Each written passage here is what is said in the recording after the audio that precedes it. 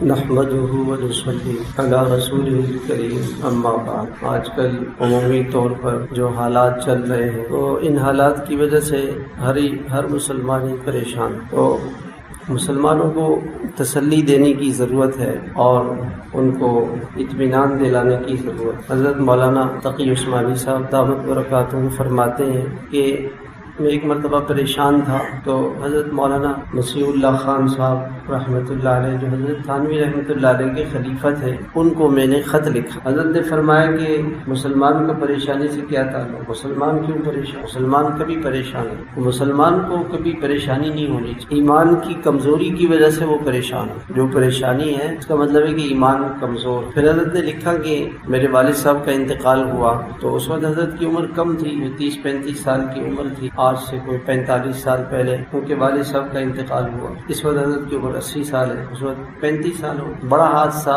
بڑا غم تھا۔ فرمانے لگے کہ بہت بے چین رہتا تھا، بے قرار رہتا تھا، غم بہت زیادہ۔ تو اپنے شیخ حضرت ڈاکٹر عبدالحی صاحب رحمۃ اللہ علیہ کو خط لکھا تو حضرت نے فرمایا کہ ٹھیک ہے، غم، افسوس یہ تو فطری چیز ہے، انسان اس دنیا کے اندر ہے، یہ چیزیں تو اس کے ساتھ لگی ہوئی ہے، لیکن جو چیز اپنے اختیار میں نہ ہو اس پر اتنا غم نہیں ہونا چاہیے۔ کسی کی موت اور زندگی یہ کسی کے اختیار میں نہیں، صرف اللہ کے اختیار۔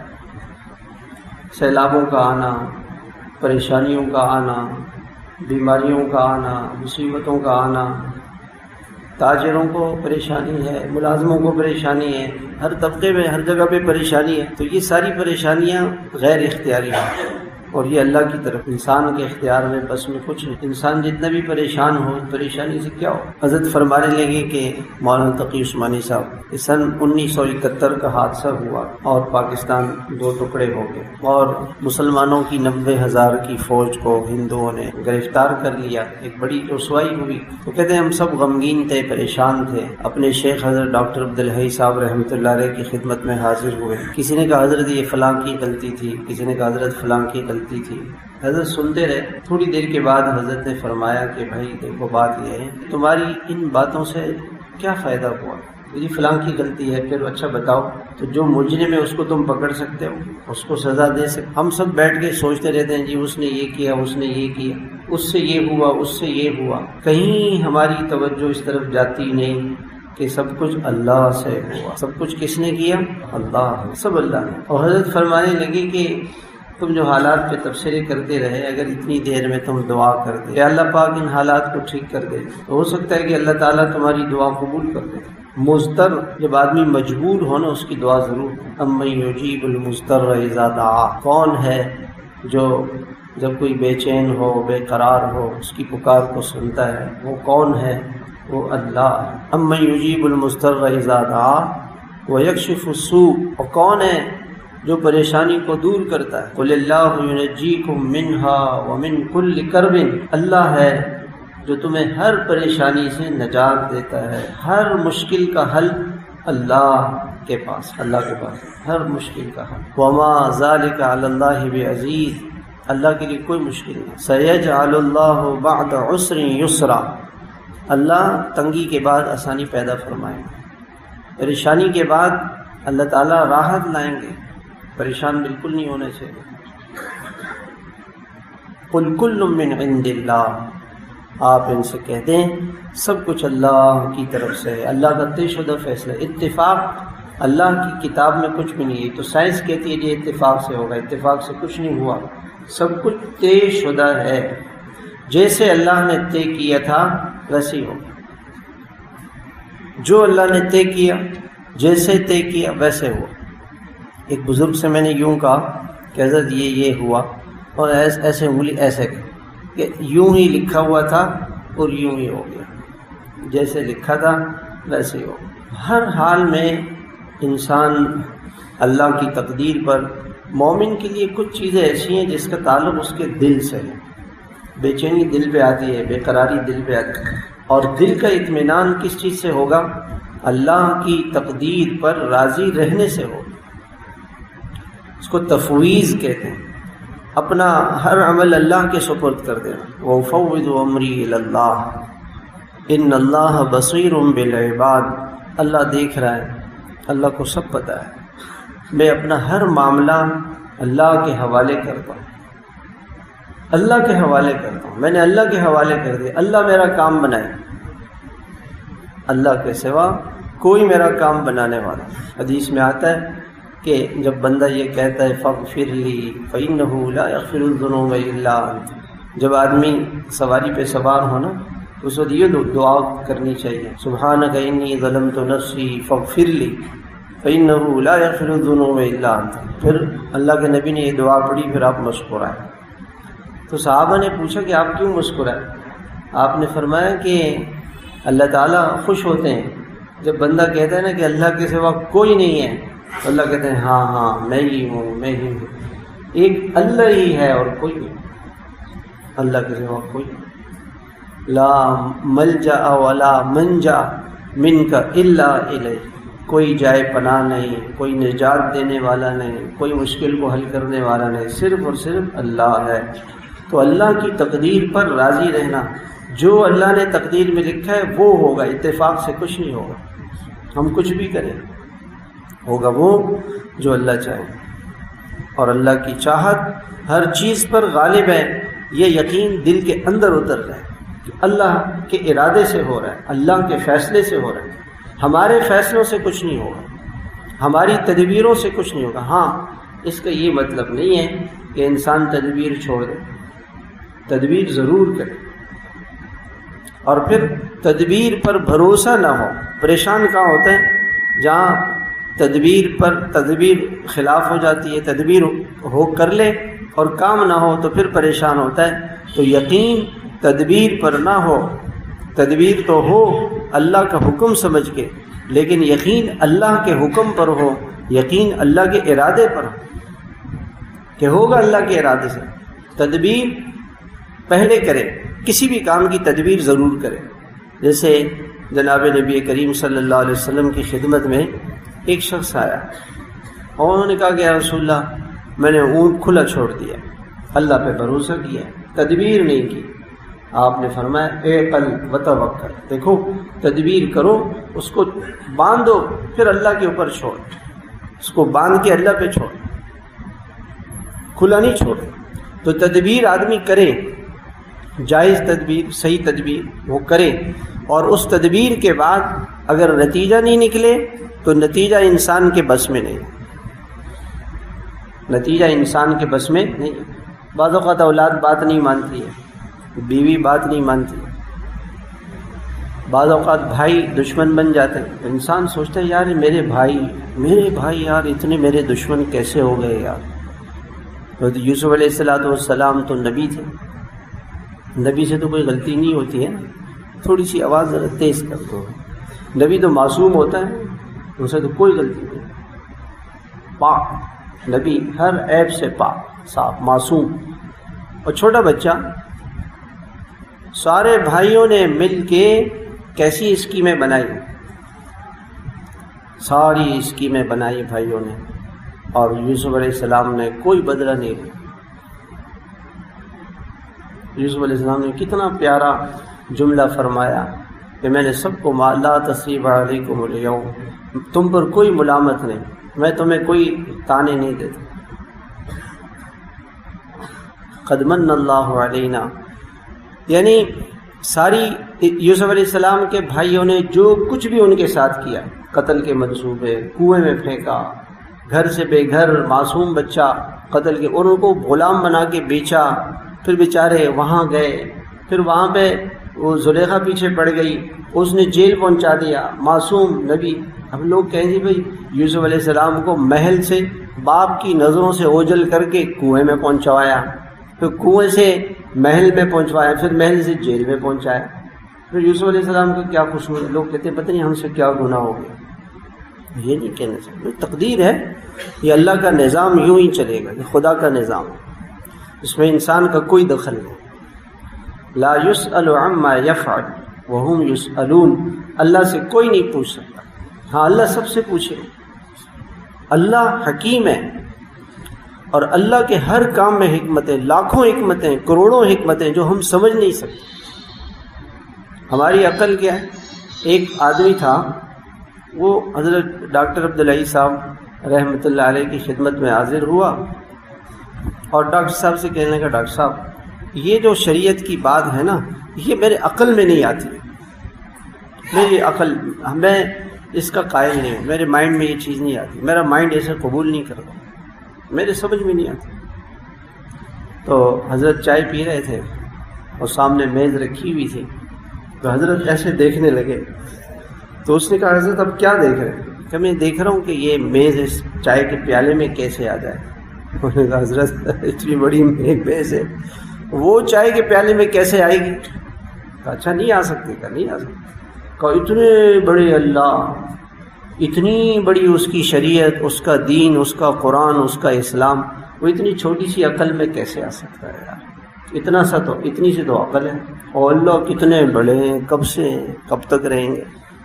یہ 50-60 سال کی جو عقل ہے، اور انسان تو اللہ اتنا کمزور ہے، ومن نعمرہ ننکسہ فی الخلق افلا یعقلون۔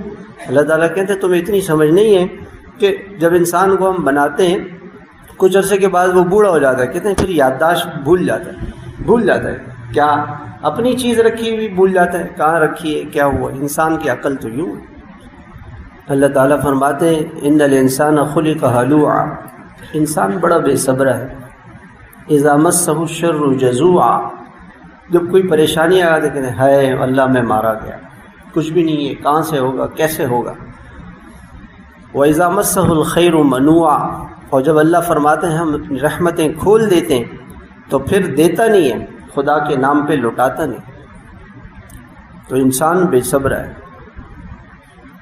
انسان بے صبر ہے۔ تو اللہ کی تقدیر پہ راضی رہے، جو اللہ نے لکھا ہے، جو اللہ کا فیصلہ ہے وہی ہوگا، وہی ہوگا۔ اب یوسف علیہ السلام جیل پہنچ گئے، اور جیل پہنچنے کے بعد بھائیوں کو کیا کہہ رہے ہیں؟ قد قالوا انک لانت یوسف قال انا یوسف وہذا اخی قد من اللہ علینا، اللہ نے ہم پہ بڑا احسان کیا۔ یہ نہیں بتایا کہ بھائیوں آپ نے تو یہ کیا تھا، کسی چیز کا کوئی تذکرہ نہیں کیا، اللہ نے بڑے احسانات کی، شکر ادا کی، اور کہا خدا کا ضابطہ یہ ہے انہ من یتقی ویصبر فإن اللہ لا یضیع اجر المحسنین، اللہ سے ڈرنے والا، اللہ کی نافرمانی سے بچنے والا، تقوی اختیار کرنے والا اور صبر کرنے والا، اللہ تعالیٰ کبھی بھی اس کی محنت کو ضائع نہیں کرتا، اس کو اللہ ضرور بدلہ دیتا۔ صبر پہ بہت کچھ ملتا ہے۔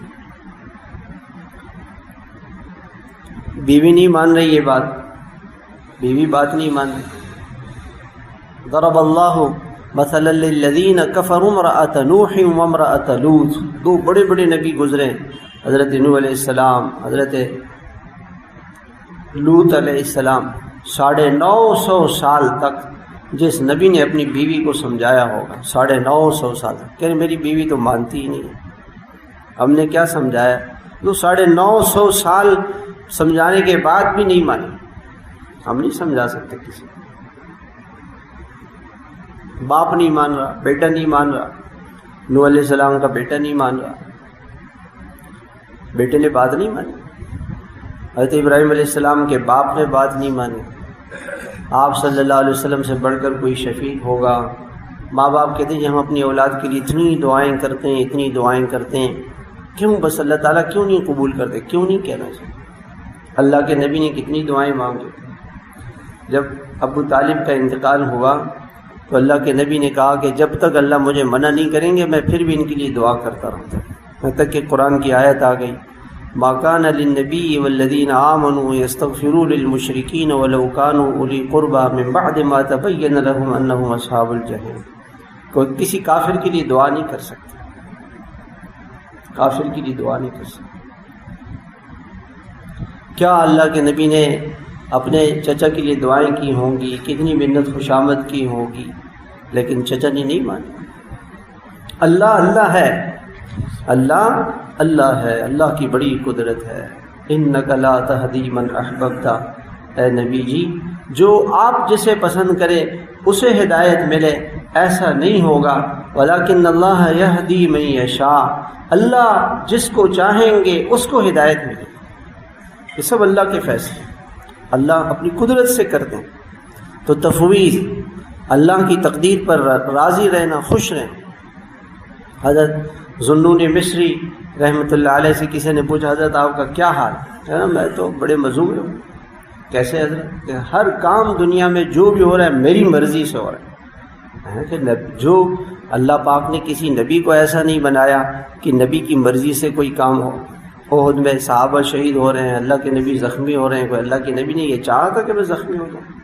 بیٹیوں کو طلاقیں ہو رہی ہیں، مکے سے جان بچا کے جان کے پیچھے لوگ لگ گئے، مرنے کے لیے تیار ہو گئے، مارنے کے لیے تیار ہو گئے، مکہ چھوڑ کے جا رہے ہیں اللہ کے نبی، تھوڑی جا رہے ہیں۔ کہ نا جو دنیا میں ہوتا ہے وہ تو نبیوں کی مرضی کے بھی نہیں ہوتا، آپ کی مرضی سے کیسے ہو رہا ہے؟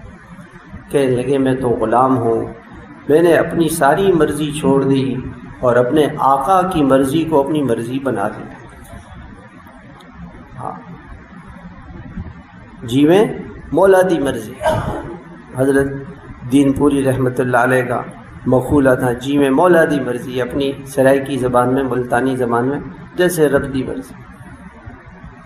ایک بہت بڑے اللہ والے تھے، ان کی بیوی ان سے کہتی تھی کہ آپ کا بیٹا بیمار ہے، ساری دنیا آتی ہے آپ کی دعاؤں سے اس کو شفا ملتی ہے، کو اپنے بیٹے کے لیے دعا کہنے میں نے درخواست دی ہے، وہ نہیں مانتا، اللہ نہیں مان رہا، کیا اللہ پہ تو کسی کا زور تھوڑی چلتا ہے۔ حضرت مجدد الفسانی رحمۃ اللہ علیہ نے کہا اپنے متعلقین سے کہ ہمارے لیے فیصلہ ہو گیا جیل کا، جیل جائیں گے۔ لوگوں نے کہا حضرت آپ مجدد الفسانی 1000 سال پر جن کو اللہ تعالیٰ نے بھیجا اور ان سے بڑا اس زمانے کا جو اللہ والے ہیں نا، اللہ کا فیصلہ ہو چکا ہے، 2 سال جیل کی ہوا کھائی۔ یوسف علیہ السلام نے 7 سال تک جیل میں گزارے، 7 برس، کوئی گناہ تھا؟ چلو مجدد الفسانی تو معصوم نہیں تھے، لیکن یوسف علیہ السلام تو معصوم تھے، معصوم تھے۔ اللہ کے نبی غار میں چھپ رہے ہیں، 3 دن تک چھوٹے سے غار میں چھپ رہے ہیں، جان بچا کے مدینہ بھاگ رہے ہیں۔ جو اللہ کی تقدیر میں لکھا ہے، یہ دنیا بنائی ہے اللہ پاک نے ایسے ہی، اس دنیا میں غم تکلیف یہ آئے گی، یہ امتحان کی جگہ ہے۔ وَنَبْلُوكُمْ بِالشَّرِّ وَالْخَيْرِ فِتْنَةً، ہم تمہیں آزمائیں گے۔ یہاں پہ شر پہلے لے کر آئے، مزاج کے خلاف حالات آئیں گے زیادہ، اور کبھی کبھی ہم دے کے آزمائیں گے، کبھی لے کے آزمائیں گے، کبھی عزت دے دیں گے، کبھی لے لیں گے، کبھی صحت دے دیں گے، کبھی لے لیں گے، کبھی کسی کو محبت والا بنا دیں گے، کبھی کسی کو نفرت والا بنا دیں گے۔ کوئی نفرت کرے گا آپ سے، کوئی محبت کرے گا، کوئی نفرت کرے گا، کوئی وفاداری کرے گا، کوئی بے وفائی کرے گا۔ کاروبار کبھی اوپر جائے گا، کبھی نیچے جائے گا، یہ اللہ کا نظام ہے۔ دنیا کو اللہ نے یوں ہی بنایا، یہ دنیا ہے ہی ایسی۔ اللہ کی اس دنیا میں ہم کوئی دخل نہیں دے سکتے، ہمارا کوئی دخل ہی نہیں، تو ہم پریشان کیوں؟ سب اللہ پہ چھوڑ، جو کچھ ہوا اللہ کی طرف سے ہوا، اسی میں خیر، اللہ کے ہر کام میں خیر ہے، اللہ حکیم ہے، اللہ کا کوئی کام حکمت سے خالی نہیں ہوتا۔ اللہ کی حکمتیں ہم کیا سمجھے، کیا ہماری عقل اور ہم سمجھے، ہماری ہے عقل کی تو کوئی حیثیت نہیں، وہ تو بہت بڑا بادشاہ ہے۔ حضرت خضر علیہ السلام کی ایک آدمی سے ملاقات ہوئی، تو حضرت خضر نے اس سے پوچھا بھی بتاؤ کیا چاہتے ہیں؟ کہ جی میں چاہتا ہوں کوئی دنیا میں مجھے کوئی غم نہ ہو۔ انہوں نے کہا یہ تو نہیں ہو سکتا، دنیا بنائی اللہ نے ایسی غموں کے لیے، نبیوں کو غم آ گئے، الانبیاء اشد ابتلاء، سب سے زیادہ اس دنیا میں آزمائشیں نبیوں پر آتی ہیں، ثم الامثل فالامثل، پھر جو نبی کے قریب ہو، پھر جو اس سے قریب ہو، ان پر ایسے حالات آتے رہتے۔ تو اس نے حضرت خضر نے کہا اچھا چلو ایسے کرو کہ یہ تو نہیں ہوگا، غم تو ہوگا، لیکن چلو تم دنیا میں چلو پھرو اور ایسا کوئی آدمی تلاش کرو جو تمہاری نگاہ میں اس پہ کوئی غم نہ ہو یا کم ہو۔ کہاں چلو میں یہ تلاش کروں۔ خیر دیکھتا رہا، جس کو دیکھتا اس سے پوچھتا ہو کہ یار میں تو بڑا پریشان ہوں، یار میں تو بڑا پریشان۔ خیر ایک آدمی کے پاس پہنچا، وہ جوہری تھا اور وہ سونا بیچنا خریدنا، اس کی دکان، کارخانے، مزدور، نوکر چاکر، اور ایک خوب نقشہ تھا ظاہری دنیا کا۔ کہا خضر علیہ السلام سے کہا مجھے اس جیسا بننا ہے، لیکن چلو کہا میں پہلے پوچھ لوں کہ اس آدمی کا کیا حال ہے۔ اس کے پاس گیا، اس نے کہا کہ میرا جیسا غمگین انسان تو اس دنیا میں کوئی ہوگا ہی نہیں۔ اور اس نے اپنا سارا قصہ سنایا جو میرے ساتھ ہوا ہے۔ تو اس نے آ کے وہ خضر سے کہا کہ جی بس میں ایسے ہی ٹھیک ہوں جیسے اللہ نے مجھے رکھا ہے، اس میں ہی ٹھیک ہوں۔ ہاں، کبھی کسی کے لیے یہ دعا نہیں مانگنی چاہیے اللہ مجھے فلاں جیسا بنا دے، پتہ نہیں اس کا کیا حال ہو اندر سے، ایسا کبھی نہیں کہنا چاہیے۔ چلے اللہ جیسے آپ میرے لیے جو اچھا پسند فرماتے ہیں مجھے ویسا بنا دیں، اے اللہ جیسے آپ چاہتے ہیں ویسے مجھے بنا دے۔ آپ علیہ السلام کی دعا ہے، اللہم، ہم سب مانگے ایسے، اللہم آتینی افضل ما تؤتی عبادک الصالحین، اے اللہ اپنے نیک بندوں کو جو آپ دیتے ہیں وہ مجھے دے۔ اللہ اپنے نیک بندوں کو کیا دیتے ہیں؟ سب سے بڑی چیز اس دنیا میں، سب سے بڑی نعمت کیا ہے؟ اللہ کی مرضی، اللہ کی پسند، اللہ کی رضا والی زندگی، وہ زندگی جس سے اللہ خوش ہوتے ہیں، یہ اس دنیا کی سب سے بڑی نعمت ہے۔ ایمان، اعمال، اللہ کے نبی کی سنتیں، اللہ کے احکامات، یہ سب سے بڑی نعمت ہے۔ اللہ نے آپ کو عشاء کی نماز دے دی، اللہ کا سب سے بڑا انعام ہے آپ کو۔ اللہ نے ایمان دے دیا، کلمہ دے دیا، اللہ کے نبی صلی اللہ علیہ وسلم کی امت میں سے اللہ نے بنا دیا، یہ بہت بڑی نعمت ہے اللہ پاک کی، بہت بڑی نعمت۔ مال، دنیا کی چیزیں یہ بڑی نہیں ہیں، بل تؤثرون الحیات الدنیا والآخرۃ خیر وابقیٰ، تمہاری نظر اور دوڑ تو دنیا کی پیچھے لگی ہوئی ہے، اللہ تعالیٰ فرماتا ہے آخرت بڑی قیمتی ہے اور وہ ہمیشہ باقی ہے۔ ما عندکم ینفد وما عند اللہ باق، جو تمہارے پاس ہے، جو دنیا میں ہم نے لوگوں کو دیا ہوا ہے، یہ ختم ہو جائے گا، اور جو اللہ کے پاس سے ملے گا وہ ہمیشہ رہے گا، وہ ختم نہیں ہوگا، وہ ہمیشہ ہو۔ وما عند اللہ خیر وابقیٰ، جو اللہ کے پاس ہے وہ بہت قیمتی ہے اور وہ ہمیشہ رہے گا، وہ سب سے اچھا ہے تمہارے جو اللہ کے پاس۔ تو اس دنیا کو سب سے پہلی بات کہ انسان اس دنیا میں اللہ کی تقدیر پر راضی رہے، دل سے راضی رہے کہ اللہ میں آپ کی تقدیر پر ایمان لاتا ہوں، وَنُؤْمِنُ بِالْقَدْرِ خَيْرِهِ وَشَرِّهِ مِنَ اللَّهِ تعالی، اے اللہ جو آپ کی تقدیر ہے اچھی بری، جو آپ کا فیصلہ میرے لیے ہے، میں اس پہ دل سے راضی ہوں۔ ہاں یہ بات ضرور ہے کہ غم آئے گا، غم ہوگا، پریشانی ہوگی، لیکن دل سے اللہ کی تقدیر پر راضی ہو۔ اس کی مثال یوں ہے جیسے وہ نہیں ہے، اور وہ ایک آدمی کو آپریشن ہو رہا ہے، اب ڈاکٹر اس کا آپریشن کر رہا ہے، چیرا لگا رہا ہے، اس کو بے ہوش کر رہا ہے، وہ پیسے بھی دے رہا ہے اور غم بھی اس کو آ رہا ہے، لیکن دل سے وہ خوش ہے کہ بھائی اس کے بعد مجھے صحت ملے گی، اس کے بعد مجھے صحت ملے گی۔ ایسے ہی اس دنیا کے اندر جو غم، جو پریشانیاں آئیں، اس پر کبھی بھی انسان کو پریشان نہیں ہونا چاہیے۔ ہر مسلمان کو تسلی دے، اللہ کے خزانوں پہ نگاہ ہو، اللہ کے خزانوں پہ نگاہ۔ تکلیفیں آتی ہیں اللہ کی طرف سے، لیکن تکلیفیں دو طرح کی ہوتی ہیں، ایک وہ تکلیف جو اللہ کی طرف سے عذاب ہے، اور ایک وہ تکلیف ہے جو اللہ کی طرف سے درجات کی بلندی کا ذریعہ ہے۔ یہ کیسے پتہ چلے گا؟ اس کا پیمانہ کیا ہے؟ پیمانہ اس کا یہ ہے کہ ایک مرتبہ حضرت ایوب علیہ السلام بیمار ہو گئے، تو بیماری میں شیطان آیا اور شیطان نے کہا کہ ایوب آپ سے تو اللہ ناراض ہے، جب بھی تو آپ بیمار ہیں، آپ کی بیویاں مر گئیں، بچے مر گئے، کاروبار سب ختم ہو گیا، جائیداد، مویشی، مال سب ختم ہو گیا، اکیلے تنہا رہ گئے، صرف ایک بیوی رہ گئی، 25 سال بیمار ہے۔ تو شیطان آ گیا، رب انی مسنی الشیطان بنصب وعذاب، کہ شیطان آیا ہے اور وہ مجھے یا اللہ بیکار ہے۔ تو ایوب علیہ السلام نے کہا کہ نہیں، میں اس بیماری پر میں اللہ سے خوش ہوں اور میں اللہ سے دعا مانگ رہا ہوں، اللہ پاک مجھ سے راضی ہیں اور مجھے دعا کی توفیق مل رہی ہے، مجھے اللہ کی تقدیر پہ کوئی اعتراض نہیں، یہ بیماری میرے درجات کی بلندی کا ذریعہ۔ حضرت ایوب علیہ السلام نے یوں فرمایا اور دعا شروع کی، رب انی، ہم بھی یہ دعا کریں، رب انی مسنی الضر وانت ارحم الراحمین۔ ان دعاؤں کا قرآن کی دعا، اس کا اہتمام کریں۔ بیماری ہو، بیویاں مر گئیں، بچے مر گئے، کاروبار ختم ہوگا، جائیداد، صحت، جان، سب کچھ چلا گیا، اکیلے تنہا، اور 25 سال بیماری میں گزارا، اور دعا مانگنی شروع کی اور کہا کہ میرے اللہ مجھ سے ناراض نہیں ہے، اللہ مجھ سے راضی ہے، بس یہ اللہ کی طرف سے امتحان ہے، اور میں دعا کروں گا اللہ پاک میری پریشانی دور کر دے۔ پھر کیا ہوا؟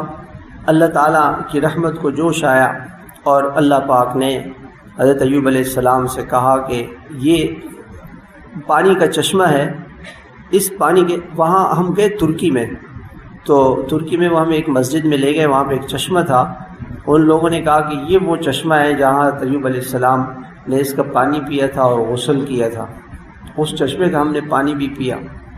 تو اس اللہ تعالیٰ نے فرمایا کہ اس چشمے کا پانی پئیں اور اس سے غسل کریں۔ انہوں نے پانی پیا، غسل کیا، اللہ تعالیٰ نے ساری بیماریاں دور کر دیں، اور اللہ پاک، حضرت ایوب علیہ السلام غسل کر رہے تھے، آسمان سے سونے کی بارش ہو گئی۔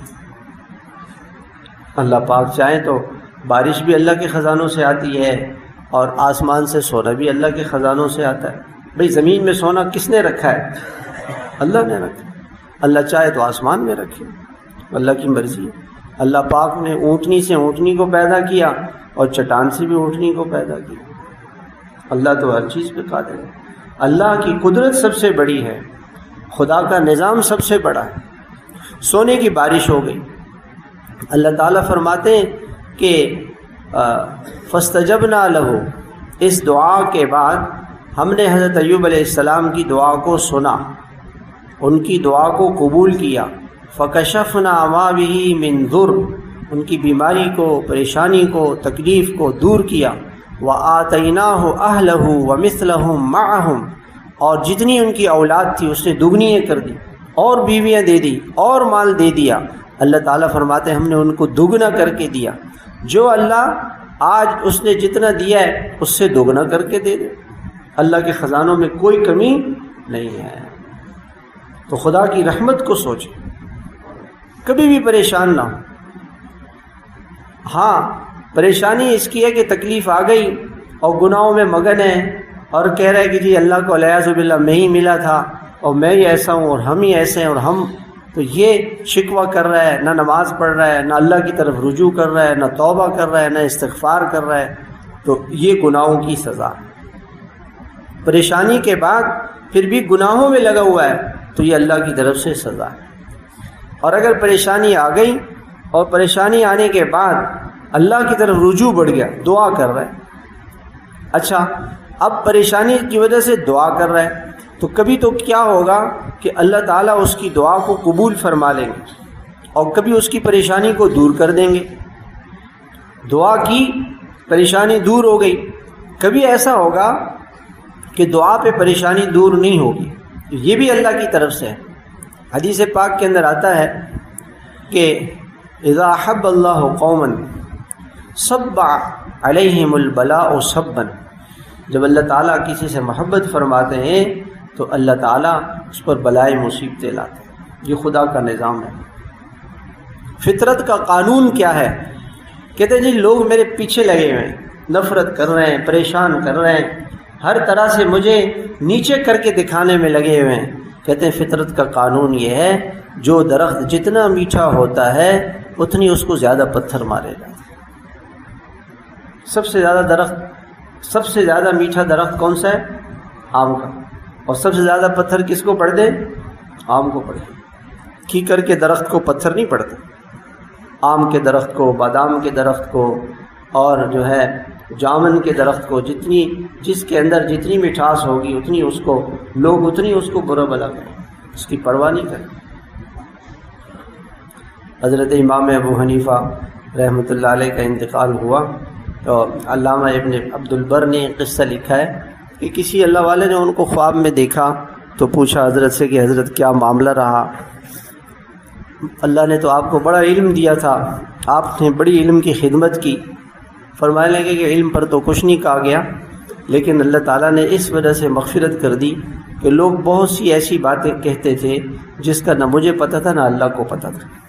لوگ لگے رہتے ہیں نا فلاں سے فلاں سے، بلا وجہ کی بدگمانی، غیبت، اعتراض، تنقید، اس پر عیب، اس کے عیبوں کو دیکھنا، اس کی کمیوں کو دیکھنا، لوگ لگے رہتے ہیں.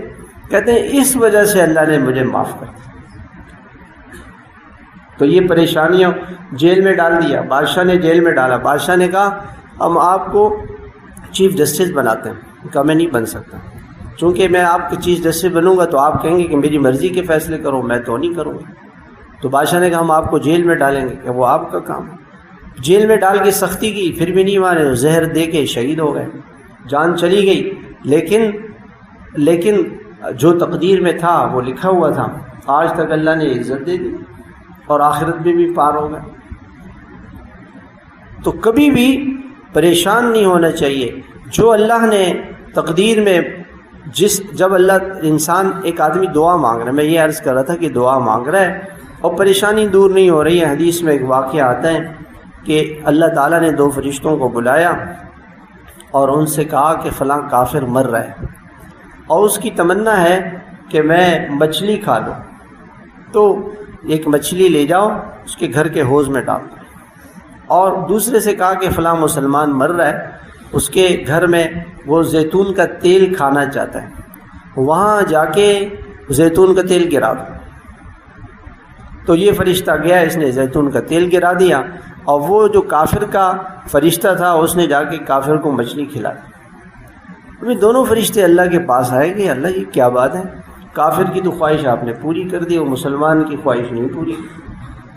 اللہ پاک نے فرمایا کہ میرا نظام یہ ہے کہ دنیا میں اگر کوئی کافر اچھا کام کرتا ہے تو چونکہ کافروں کو آخرت میں اس کا کوئی بدلہ نہیں ملے گا، تو میں دنیا میں اس کو اس کا بدلہ دے دیتا ہوں تاکہ آخرت میں جب وہ آئے تو اس کے لیے جہنم ہی جہنم ہو.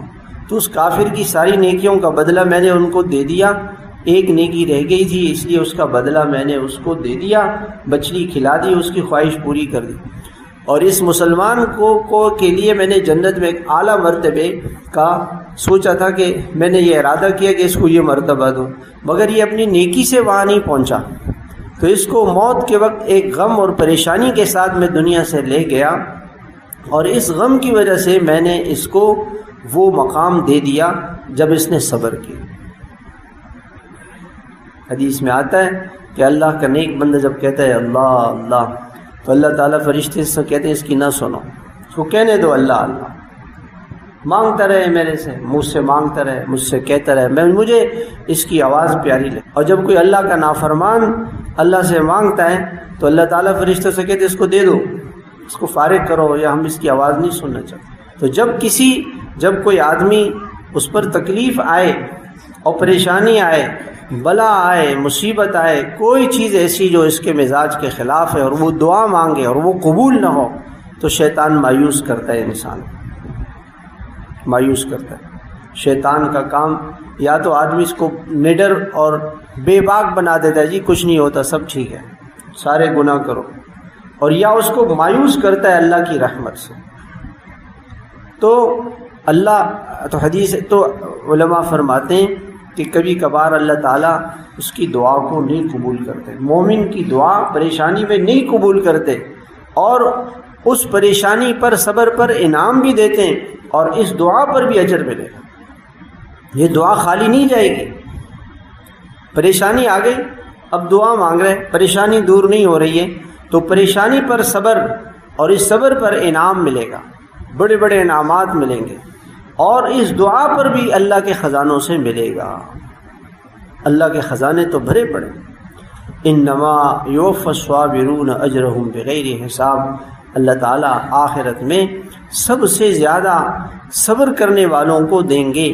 حدیث میں آتا ہے جب صابرین کو اللہ بلائیں گے اور ان کو اللہ تعالیٰ انعامات دیں گے تو لوگ تمنا کریں گے کہ کاش دنیا میں ہمارے جسم آریوں سے چیرے جاتے، کینچیوں سے کاٹا جاتا ہمارے جسموں کو، اور ہمیں دنیا میں کچھ نہیں ملتا، ہمیں یہاں مل جاتا.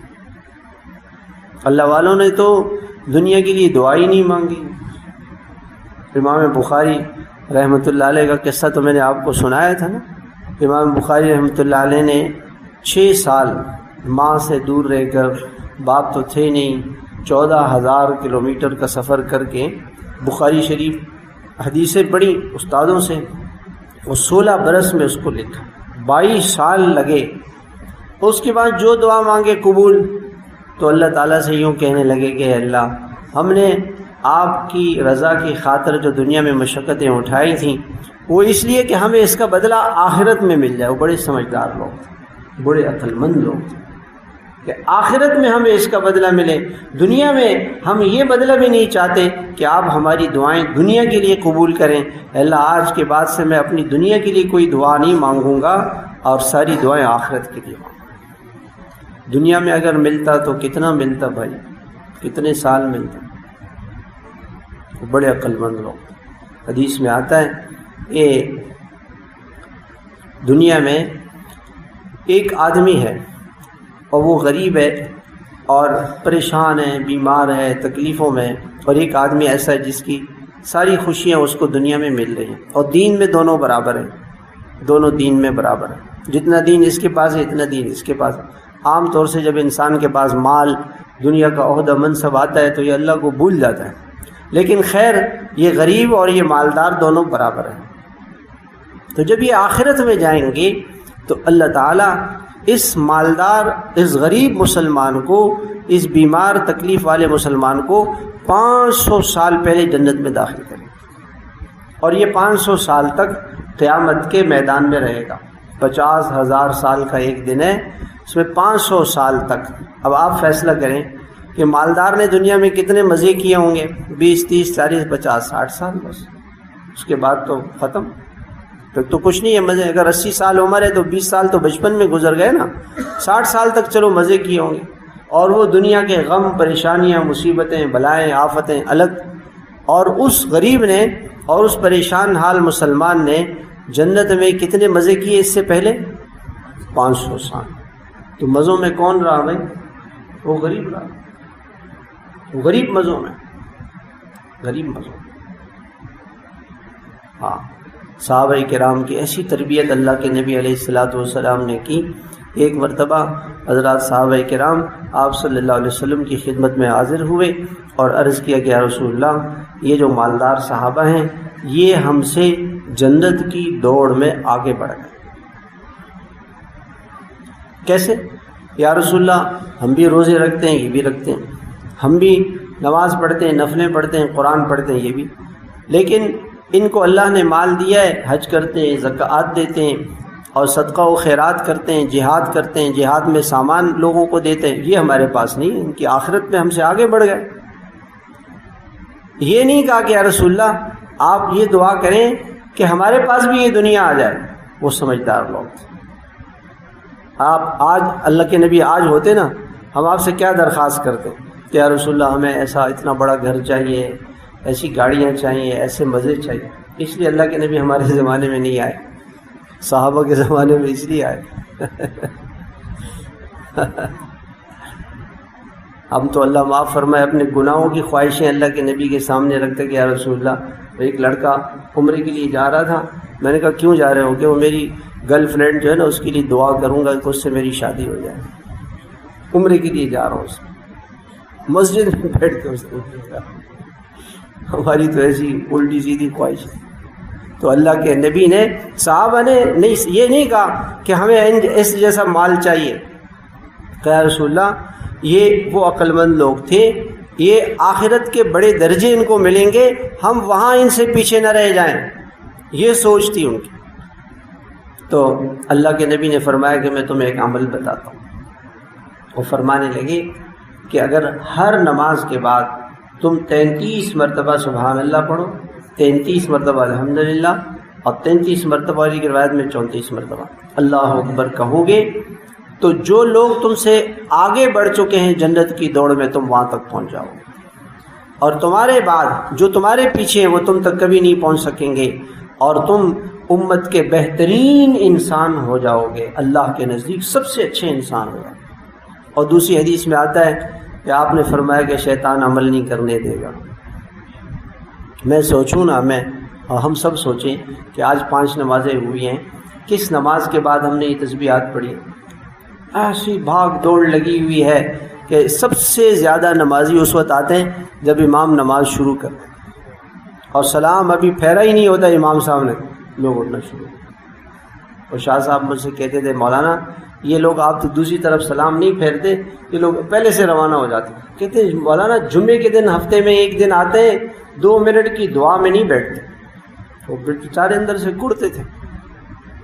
حدیث میں آتا ہے کہ جو آدمی پہلی صف پہ نماز پڑھے اور پہلے، ایک روایت میں آتا ہے جو پہلی صفوں میں نماز پڑھے، پہلی دوسری تیسری، اور ایک روایت میں آتا ہے جو پہلے سے آ کے بیٹھے اور جو نماز کے بعد بیٹھا رہے، فرشتے اس کے لیے دعا کرتے ہیں۔ فرشتوں کی دعا تو قبول ہے نا، ہماری دعا میں کوئی ایرر آ سکتا ہے، کوئی مسئلہ آ سکتا ہے ہماری دعا میں، فرشتوں کی دعائیں تو ڈائریکٹ ہو جاتی ہیں، اس لیے وہ آنے نہیں دیتا، شیطان نہیں آنے دیتا۔ تو آج سے تو یہ تو نیت کر لیں کہ بھائی، اور بعض بزرگ یہ فرماتے ہیں کہ فرضوں کے فوراً بعد یہ تسبیح پڑھ لیں، چونکہ اکثر ہم بھول جاتے ہیں نا، اور سنت بھی وہیں پڑھے۔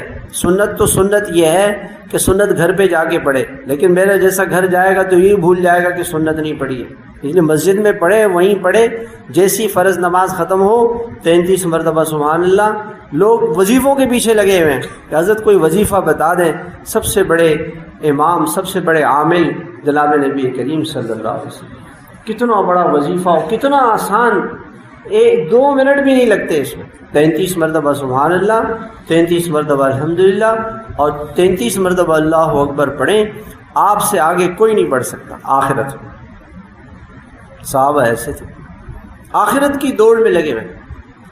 جناب نبی کریم صلی اللہ علیہ وسلم مسجد میں تشریف لائے، نماز میں آپ کو پیچھے نظر آتا تھا۔ حدیث میں آتا ہے کہ آپ نے فرمایا میں آگے بھی دیکھتا ہوں پیچھے بھی دیکھتا ہوں۔ اللہ پاک آپ کو دکھا دیتے تھے، جیسے اگر ہمارے سامنے کیمرہ لگا ہوا ہو تو اس میں پیچھے کی چیزیں نظر آتی ہیں نا، اللہ پاک آپ کو پیچھے کی چیزیں لائیو کر دیتے، یا اللہ آپ کو دکھاتے، اللہ کی مرضی تھی۔